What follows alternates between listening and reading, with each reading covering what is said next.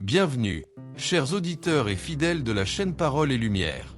Que la paix du Seigneur soit avec vous. Aujourd'hui, nous allons plonger dans un sujet qui touche beaucoup de vies, qui interpelle les cœurs et les esprits, la foi, l'argent et comment prospérer dans le Seigneur. Vous êtes ici, non par hasard, mais parce que Dieu a un plan spécial pour vous. Alors, installez-vous confortablement, prenez vos Bibles, ouvrez vos cœurs et vos esprits, et préparons-nous à recevoir une parole qui transformera votre vie. Avant d'aller plus loin, je vous invite à vous abonner à notre chaîne, à activer la cloche de notification pour ne rien manquer, et à partager cette vidéo avec vos proches. Soyez un canal de bénédiction pour d'autres.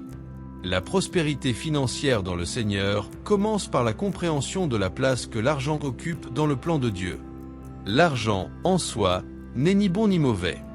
Il est un outil, un moyen par lequel nous pouvons accomplir des œuvres pour glorifier Dieu. La Bible nous enseigne dans 1 Timothée 6 verset 10 que l'amour de l'argent est la racine de tous les maux. Mais notez bien, ce n'est pas l'argent en lui-même qui est condamné, mais l'attachement démesuré à celui-ci. Ainsi, nous devons chercher à posséder de l'argent sans que l'argent ne nous possède. Lorsque nous plaçons notre confiance en Dieu et que nous alignons nos priorités sur sa parole, il pourvoit à tous nos besoins.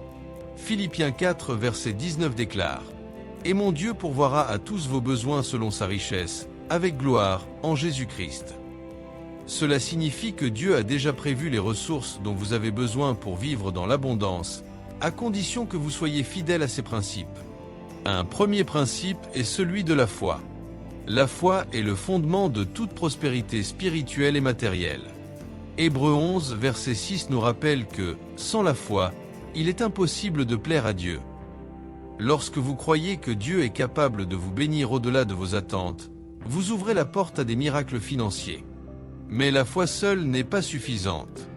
Elle doit être accompagnée d'actions concrètes. Jacques 2 verset 17 dit « La foi sans les œuvres est morte ». Ainsi, en plus de croire, nous devons agir. Un deuxième principe est celui de la gestion. Dieu appelle chacun de nous à être un bon gestionnaire des ressources qu'il met entre nos mains. Dans la parabole des talents, rapportée dans Matthieu 25 versets 14 à 30, nous voyons que les serviteurs qui ont utilisé et fait fructifier ce qui leur a été confié ont été récompensés, tandis que celui qui a caché son talent a été rejeté. Ce passage illustre l'importance de faire fructifier ce que Dieu nous donne, que ce soit nos finances, nos talents ou nos opportunités. Pour prospérer financièrement dans le Seigneur, il est également essentiel de semer. Galates 6 verset 7 nous enseigne « Ce que l'homme aura semé, il le moissonnera aussi ». La loi spirituelle de la semence et de la récolte est une vérité incontournable. Si vous souhaitez voir une abondance dans votre vie, vous devez apprendre à donner. Dans Luc 6 verset 38, il est écrit « Donnez, et il vous sera donné. On versera dans votre sein une bonne mesure, pressée, secouée et qui déborde. » L'acte de donner, que ce soit à travers la dîme, les offrandes ou l'aide aux nécessiteux, est une manière de démontrer votre confiance en Dieu comme source de toutes vos richesses. En outre, la sagesse joue un rôle crucial. Proverbe 3 verset 9 à 10 dit « Honore l'Éternel avec tes biens et avec les prémices de tout ton revenu.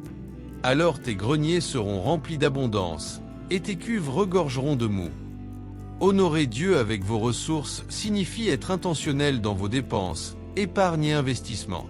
Cela implique de rechercher sa direction avant de prendre des décisions financières. N'oublions pas que la prospérité financière ne doit jamais devenir une fin en soi. Dans Matthieu 6 verset 33, Jésus nous exhorte « Cherchez premièrement le royaume et la justice de Dieu, et toutes ces choses vous seront données par-dessus. » Lorsque vous faites de Dieu votre priorité, il se charge de subvenir à vos besoins. Votre richesse devient alors un outil pour répandre l'amour et l'évangile de Christ dans ce monde. Pour conclure, souvenez-vous que prospérer dans le Seigneur est un cheminement qui commence par une foi inébranlable, une obéissance totale à sa parole et une gestion fidèle de ses ressources. Engagez-vous aujourd'hui à aligner vos finances sur les principes divins. Si cette parole vous a béni, faites-le savoir dans les commentaires.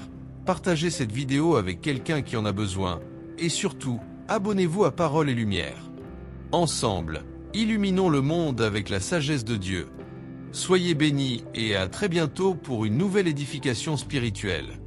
Le principe de la gratitude, ouvrir les écluses des cieux. Un cœur reconnaissant attire la faveur divine. Trop souvent, nous nous concentrons sur ce que nous n'avons pas, oubliant de remercier Dieu pour ce que nous avons déjà. Colossiens 3 verset 15 nous exhorte « Soyez reconnaissants ». La gratitude, c'est reconnaître la main de Dieu dans chaque bénédiction, grande ou petite. Lorsque vous remerciez Dieu pour vos ressources actuelles, vous semez des graines de foi pour une abondance future. Prenez l'habitude de faire une liste quotidienne de vos bénédictions, qu'il s'agisse d'une opportunité professionnelle, de la santé ou même d'un repas sur la table. Ce simple acte de reconnaissance prépare votre cœur à recevoir davantage. Le principe du contentement, être riche dans l'esprit. Dans 1 Timothée 6 verset 6, Paul nous rappelle, la piété avec le contentement est un grand gain. Être content ne signifie pas manquer d'ambition, mais apprendre à apprécier la saison dans laquelle Dieu vous a placé. Le contentement vous libère de l'envie et de l'inquiétude et vous permet de concentrer votre énergie sur ce que Dieu vous appelle à accomplir. Lorsque vous marchez dans le contentement, vous témoignez de votre confiance dans la providence de Dieu. Souvenez-vous, même dans le désert, Dieu pourvoyait chaque jour pour Israël. De la même manière, il veille à ce que vos besoins soient comblés. Le principe de la vision, voir au-delà de l'instant présent. Proverbe 29, verset 18 nous enseigne « Là où il n'y a pas de vision, le peuple périt ». Dieu veut que vous ayez une vision claire pour votre vie, y compris dans vos finances. Priez pour que le Seigneur vous révèle ses plans pour vous. Notez vos objectifs et demandez à Dieu de vous guider pour les atteindre. Une vision claire vous donne une direction et vous motive à rester fidèle, même face aux défis. Le principe du partenariat divin. Invitez Dieu dans vos projets.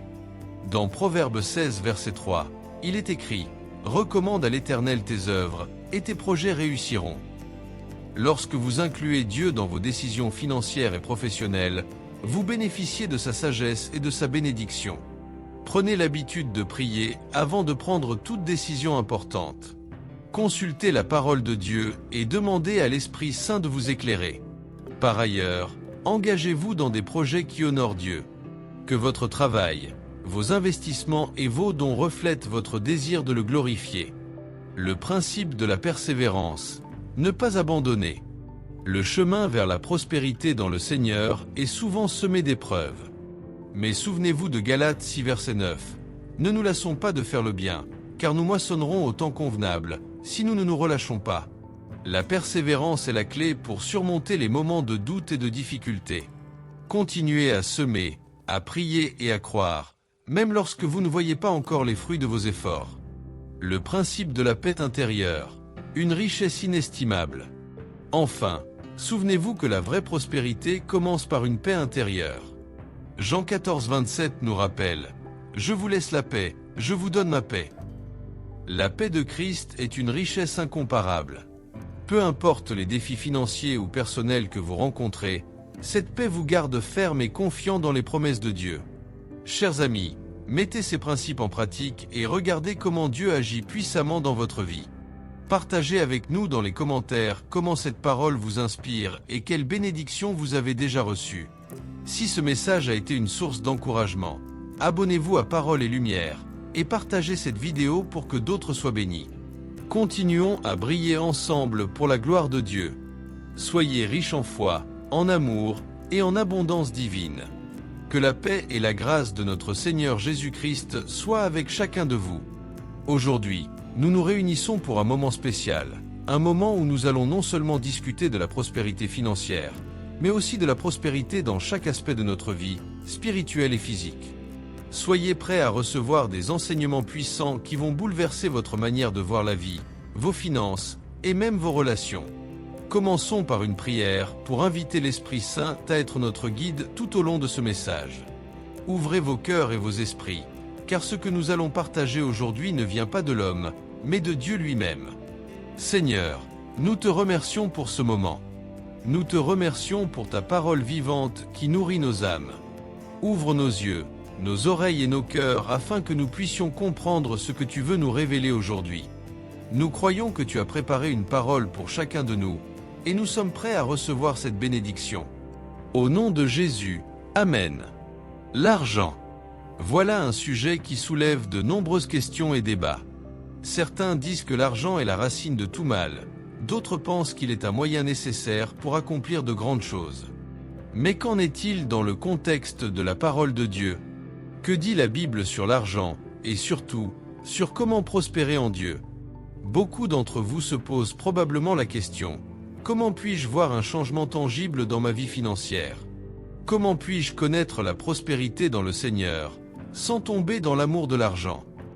Ces questions sont légitimes, et aujourd'hui, nous allons examiner les principes divins qui nous guident vers une prospérité véritable et équilibrée. La première vérité que nous devons comprendre est que l'argent n'est ni bon, ni mauvais. C'est un outil, un moyen. Ce qui compte, c'est l'attitude que nous avons envers lui. L'amour de l'argent est celui qui nous sépare de Dieu, comme il est écrit dans 1 Timothée 6 verset 10. L'amour de l'argent est la racine de tous les maux. Mais ce verset ne condamne pas l'argent en soi, il nous avertit de ne pas devenir esclaves de nos désirs matériels. Un autre principe fondamental pour prospérer dans le Seigneur est de vivre dans la foi. La foi n'est pas simplement une croyance intellectuelle, c'est une confiance totale en la capacité de Dieu à pourvoir à tous nos besoins. Hébreux 11 verset 6 nous dit clairement: « Sans la foi, il est impossible de plaire à Dieu. » Cela veut dire qu'aucune prospérité, qu'elle soit spirituelle ou matérielle, ne peut s'installer dans notre vie si nous ne croyons pas d'abord que Dieu est capable d'accomplir des miracles. Mais la foi, comme le dit Jacques 2 verset 17, doit être accompagnée d'action. Vous pouvez prier, vous pouvez croire, mais si vous ne mettez pas en pratique ce que vous apprenez dans la parole de Dieu, alors votre foi est morte. Cela signifie que nous devons faire preuve de diligence, de persévérance et de discipline dans la gestion de nos finances. Il est important d'être de bons gestionnaires de ce que Dieu nous confie. La question qui se pose alors est: comment éviter de tomber dans ce piège? La réponse réside dans le fait de maintenir Dieu au centre de notre vie. Si nous recherchons d'abord le royaume de Dieu et sa justice, comme il est dit dans Matthieu 6 verset 33, toutes ces choses vous seront données par-dessus. En d'autres termes, Dieu ne nous laissera pas manquer de ce dont nous avons besoin si nous mettons nos priorités en lui. Mais la foi, comme le dit Jacques 2 verset 17, doit être accompagnée d'action. Vous pouvez prier, vous pouvez croire, mais si vous ne mettez pas en pratique ce que vous apprenez dans la parole de Dieu, alors votre foi est morte. Cela signifie que nous devons faire preuve de diligence, de persévérance et de discipline dans la gestion de nos finances. Il est important d'être de bons gestionnaires de ce que Dieu nous confie. Dans Matthieu 25 versets 14 à 30, la parabole des talents nous enseigne une leçon précieuse. Dieu attend de nous que nous fassions fructifier ce qu'il nous a confié. Si Dieu vous a donné une petite ressource, ne la cachez pas, ne la laissez pas se détériorer. Utilisez-la, investissez-la, faites-la croître. Et lorsque vous serez fidèle dans les petites choses, il vous en confiera de plus grandes. La prospérité financière dans le Seigneur ne dépend pas seulement de vos efforts ou de votre travail acharné, mais aussi de votre capacité à honorer Dieu avec vos biens. Proverbe 3 verset 9 à 10 dit: « Honore l'Éternel avec tes biens et avec les prémices de tout ton revenu. Alors tes greniers seront remplis d'abondance, et tes cuves regorgeront de moût. » Cela signifie que lorsque vous honorez Dieu avec vos finances, en donnant la dîme, en faisant des offrandes, en aidant les nécessiteux, vous ouvrez la porte à la bénédiction divine. Il y a aussi une autre vérité que nous devons comprendre pour prospérer dans le Seigneur: semer pour récolter. Galates 6 verset 7 nous rappelle: « Ce que l'homme aura semé, il le moissonnera aussi. » Dieu ne nous demande pas seulement de donner des ressources, mais aussi de semer dans les vies des autres, de semer de l'amour, de la patience, de la générosité. Chaque acte de don, qu'il soit financier ou émotionnel, crée une semence qui finira par porter du fruit. Mais, mes amis, n'oublions pas que la prospérité ne se résume pas à l'accumulation de biens matériels. La véritable prospérité vient lorsque nous vivons en paix avec Dieu et avec nous-mêmes. Il y a une prospérité intérieure, celle de l'âme, que rien ni personne ne peut prendre. Cette prospérité est celle qui nous permet de faire face aux tempêtes de la vie avec sérénité et confiance. La Bible nous dit dans Philippiens 4, verset 7 que la paix de Dieu, qui surpasse toute intelligence, gardera nos cœurs et nos pensées en Jésus-Christ. Aujourd'hui, nous devons comprendre que Dieu ne veut pas seulement que nous prospérions matériellement, mais spirituellement également. Votre richesse matérielle est un reflet de votre richesse spirituelle. Si votre cœur est aligné sur la volonté de Dieu, si vous cherchez à honorer Dieu dans tout ce que vous faites, il vous bénira. Mais, n'oubliez jamais que la bénédiction de Dieu ne se mesure pas simplement par ce que vous possédez, mais par la paix, la joie et l'amour qui résident dans votre cœur. Pour finir, mes chers amis, rappelez-vous que Dieu désire vous bénir au-delà de vos attentes, mais il y a des conditions. Nous devons mettre Dieu en premier, avoir une foi inébranlable, être des gestionnaires fidèles, honorer Dieu avec nos biens, semer généreusement et rechercher sa paix dans toutes les circonstances. Nous prions que ce message ait fait une différence dans votre vie. Que Dieu vous accorde la sagesse pour appliquer ses principes divins et qu'il vous conduise vers une prospérité abondante en toutes choses. Si ce message vous a béni, n'oubliez pas de partager cette vidéo avec vos amis et votre famille. Abonnez-vous à Paroles et Lumière pour ne jamais manquer un enseignement inspirant. Soyez bénis et à très bientôt pour une nouvelle vidéo pleine de lumière et d'espoir. Bien-aimés, nous sommes encore réunis pour un moment privilégié, un moment où nous allons approfondir encore plus notre compréhension de la prospérité dans le Seigneur, un principe puissant qui s'étend bien au-delà des finances, mais qui touche chaque aspect de notre vie.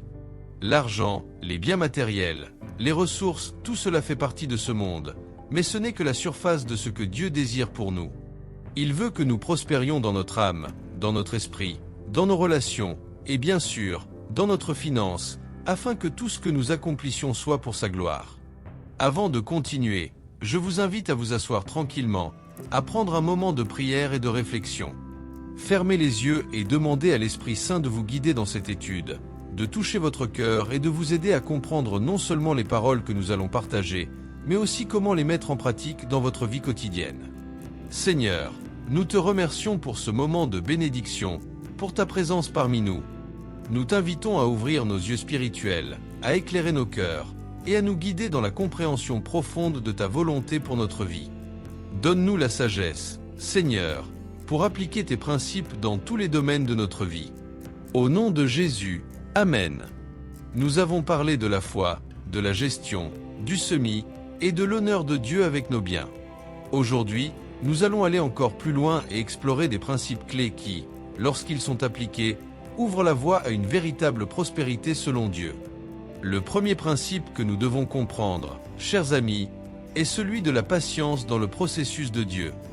Dieu, dans sa grande sagesse, a établi des saisons dans la vie de chacun de nous. Beaucoup d'entre nous, dans notre société moderne, voulons tout de suite.